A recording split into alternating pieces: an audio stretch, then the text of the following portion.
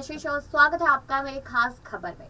शुरुआत करें राजस्थान से। राजस्थान में सत्ता परिवर्तन की परंपरा को खत्म कर एक बार फिर सूबे की सत्ता में वापसी का दावा कर रही है कांग्रेस। अब देखा जाए तो कांग्रेस से कुर्सी छीनने के लिए बीजेपी ने भी कमर कस ली है। विधानसभा चुनाव 2023 का मेगा प्लान भी लगातार बनता नजर आ रहा है और उसको बनाकर भारतीय जनता पार्टी ने तैयारियां भी शुरू कर दी है। अब सत्ता सौंपने में अहम भूमिका निभाने वाले गुर्जर वोट बैंक में सेंधमारी कर रही है यहाँ पर बीजेपी पार्टी। जिस तरीके से देखा जाए तो वो यहाँ पर सचिन पायलट का गुट कहलाता है। अब इस बार बीजेपी सत्ता पर काबिज होने के लिए गुर्जरों को अपने पक्ष में करने की कवायद कर रही है। बीजेपी को कांग्रेस की कमजोरी कड़ी भी पता है। मौजूदा माहौल को देखते हुए उन्हें यह पता है कि सचिन पायलट को सीएम नहीं बनाने से गुर्जर समाज कांग्रेस से कितना ज्यादा खफा हो सकता है। आज मालासेरी डुंगरी में प्रधानमंत्री नरेंद्र मोदी का कार्यक्रम गुर्जरों की नाराजगी को बीजेपी के पक्ष में करने का प्रयास भी हो सकता है और इस बात को समझना बेहद जरूरी है। अब राजस्थान के 33 में से 14 जिलों में गुर्जरों का प्रभाव है। इन जिलों में 12 लोकसभा क्षेत्र और 40 विधानसभा क्षेत्र आते हैं। भीलवाड़ा, अजमेर, हिंडोली, खानपुरा, टोंक में सवाई माधोपुर में टोंक, निवाई, देवली, उनियारा और मालापुरा, ऐसे बहुत सारी जगह है जहाँ पर कहीं ना कहीं साफ तौर पे देखा जा सकता है कि सिर्फ और सिर्फ यहाँ पर गुर्जरों का बोलबाला है और यहाँ पर सचिन पायलट के समर्थन में लोग हमेशा उठकर सामने आते हैं। वहीं देखा जाए तो विधानसभा चुनाव 2019 में गुर्जर बाहुल्य क्षेत्रों में बीजेपी का सुपड़ा साफ हो गया था। एक भी जीत बीजेपी की झोली में नहीं आई। बीजेपी के 9 गुर्जर प्रत्याशियों में से एक भी नेता को जीत नहीं मिली।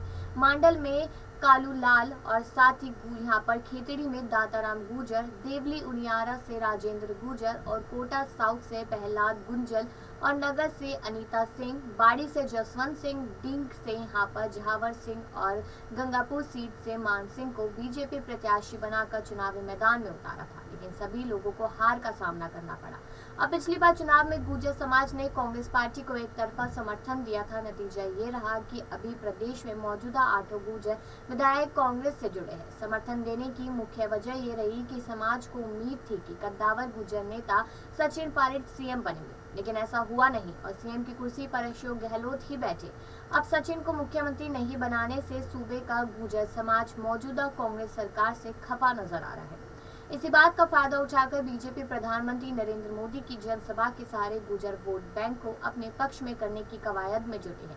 पिछले चुनाव में सबक लेकर बीजेपी को यह भी पता लग गया कि गुर्जरों के बिना सत्ता में वापसी संभव नहीं हो सकेगी। ऐसे में धार्मिक आयोजन की आड़ लेकर बीजेपी एक बहुत बड़े समाज को लुभाने में लगी हुई है। इस बात से इनकार भी नहीं किया जा सकता है कि मौजूदा कांग्रेस सरकार से नाराज लोगों का फायदा बीजेपी को अच्छा खासा मिलता नजर आएगा।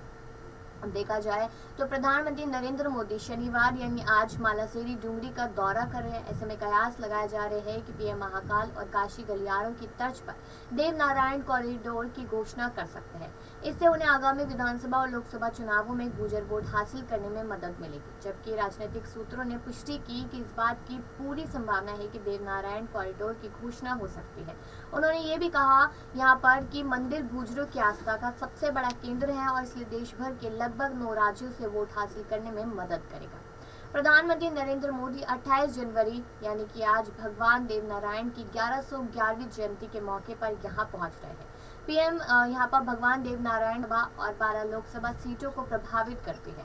उन्होंने कहा कि वास्तव में यहाँ से गुर्जर वोटों के उम्मीदवार की जीत या हार तय होती है। सूत्रों ने बताया कि केंद्र सरकार की शोध टीम भीलवाड़ा पहुंची और उनसे आसिन ने अपना शोध कार्य शुरू कर दिया। उन्होंने कहा कि केंद्रीय मंत्री अर्जुन राम मेघवाल ने शोध दल से आसिन में भगवान देव नारायण के जीवन और कहानियों के बारे में जानने और इसके साहित्य और व्याख्याओं के बारे में जानने के लिए कहा। हालांकि बीजेपी राजनीतिक मंशा से साफ इनकार कर रही है। राजस्थान में नेता प्रतिपक्ष और बीजेपी के वरिष्ठ नेता गुलाब चंद कटारिया ने कहा है कि छत्तीस समुदाय भगवान देव नारायण को मानते हैं। ये गुर्जरों के आराध्य देव है, इसलिए पीएम की जनसभा की गुर्जर समाज बड़ी संख्या में आएगा। गुलाब चंद कटारिया ने यह भी कहा कि भगवान देव नारायण की जन्मभूमि सभी की आस्था का केंद्र है और प्रधानमंत्री मोदी उनकी जयंती पर आ रहे हैं। ऐसे में स्वाभाविक है कि लाखों लोग पीएम को सुनने जरूर आएंगे।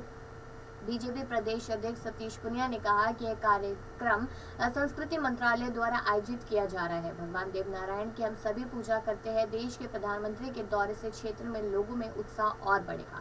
अब देखा जाए यहाँ पर तो कहीं ना कहीं लोगों ने ये भी कहना शुरू कर दिया कि सचिन पायलट को एक संदेश देते नजर आ रहे हैं यहाँ पर प्रधानमंत्री नरेंद्र मोदी, क्योंकि अगर अभी भी उनका साथ मिल जाता है, यानी कि पायलट यहाँ पर साथ ले लेते हैं पीएम मोदी का, तो कहीं ना कहीं आने वाला समय उनके लिए और भी ज्यादा चमकता हुआ रहेगा, क्योंकि यहाँ पर वो इम्पोर्टेंस अब कांग्रेस पार्टी में नहीं मिल रही और शायद ना ही मिले, लेकिन बीजेपी में जरूर उन्हें आगे बढ़ाया जाएगा जिस तरीके से सिंधिया को आगे बढ़ाया गया। अब आपकी क्या राय है कमेंट सेक्शन में जरूर बताएं और बाकी खबरों के लिए देखते रहिए नेक्स्ट 9 न्यूज़। कांग्रेस का संदेश जन जन तक पहुंचे, आपके पूरी बूथ तक पहुंचे। मैंने सबको प्रेरित किया, आग्रह को संगठित हो, किसान हो, आदिवासी हो, नौजवान से मिलकर काम करें। और आज एक कार्यक्रम जो शहर में है, युवाओं का कार्यक्रम है।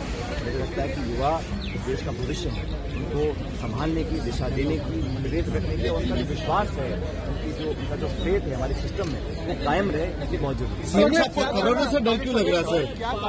सीएम साहब को कोरोना में आपने इतने आरोप सरकार में, मौजूदा सरकार पे लगाए गए थे कांग्रेस के नेताओं की, लेकिन अब कोई कार्रवाई नहीं हो रही। कारण क्या लगता है? आपने कल ये बात पार्लियामेंट में कही थी, इसके कारण क्या है? कार्रवाई क्यों नहीं हो रही?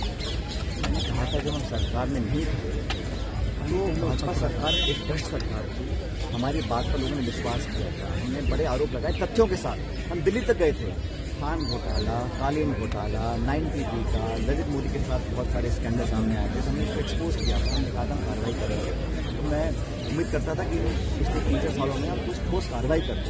और मैं फिर कहता हूँ, प्रतिशोध की भावना नहीं है, कोई रिवेंजफुल एक्टिविटी नहीं करनी, बदला नहीं लेना किसी से, लेकिन जो प्रमाणित जो घोटाले थे उस पर तो कार्रवाई करते और दोषियों को सजा मिलती तो बेहतर रहता। अभी भी समय है साल भर का, लगता है उचित कार्रवाई होगी। और जो भ्रष्टाचार में लिप्त रहे, जिन पर आरोप लगे और हम सबने सामूहिक रूप से आरोप लगाए थे, उन पर कार्रवाई करने का सीएम साहब को कोरोना से डर क्यों लग रहा है?